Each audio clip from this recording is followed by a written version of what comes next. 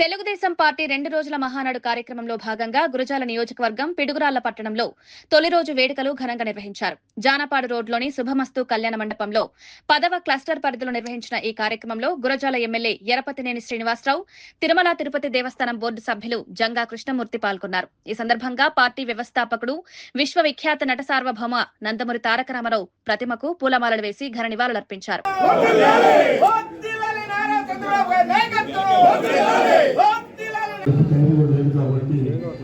వారి ఆలోచన విధానాలు వారు సంబంధించి వారి యొక్క దీర్ఘకాలిక అనుభవాలు ఈ రాష్ట్రానికి అవసరం. అదేవిధంగా ఈరోజు నిన్ననే ప్రమాణ స్వీకారం చేసినటువంటి లోకేష్ గారు రాబోయేటటువంటి రాష్ట్ర భవిష్యత్తు దిక్సూచి, రాబోయేటువంటి కాలంలో కూడా ఈ రాష్ట్రాన్ని అన్ని విధాలుగా అభివృద్ధి క్రమంలో నిలబడ కోసం ప్రయాణం చేస్తున్నటువంటి లోకేష్ గారు కూడా మాట్లాడుతున్నారు. కాబట్టి వారి యొక్క సందేశాన్ని మీరు వినమని కూడా మీ అందరికీ మనవి చేస్తున్నారు.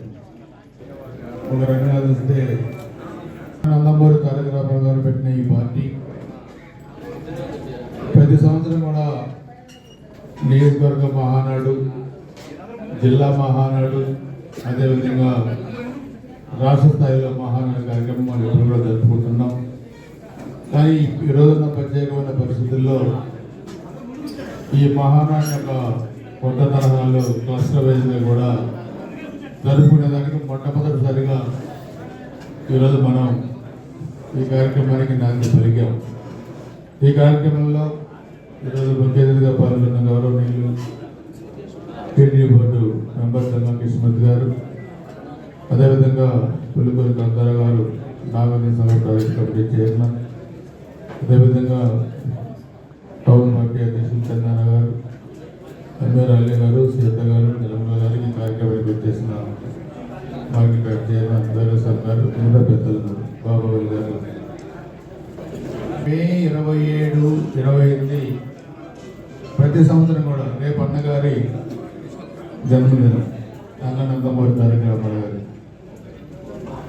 43 సంవత్సరాలు ఈ సుదీర్ఘమైన ప్రస్థానంలో ఎన్నో ఆటుపోట్లు ఎదుర్కొన్నా కానీ ఈ పార్టీని లేకుండా చేయాలని ఎంతమందో నాయకులు అనుకున్నా ఎవరు ఏం చేయలేని పరిస్థితిలో ఈ పార్టీని అన్న నందమూరి తారక రామారావు గారు ఆ రోజు పెట్టడం, దానిలో ఎంతోమంది బడుగు బలహీన వర్గాలు రాజకీయ ప్రస్థానాల్లో ఎన్నో మైలురాళ్ళు దాటుకొని ముందుకెళ్ళారు.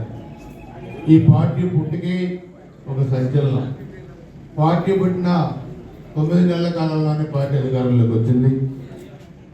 జాతీయ స్థాయిలో 84లో ఇందిరాగాంధీ చనిపోయినప్పుడు ప్రధాన ప్రతిపక్ష హోదా పార్లమెంట్లో ఉంది తెలుగుదేశం పార్టీ.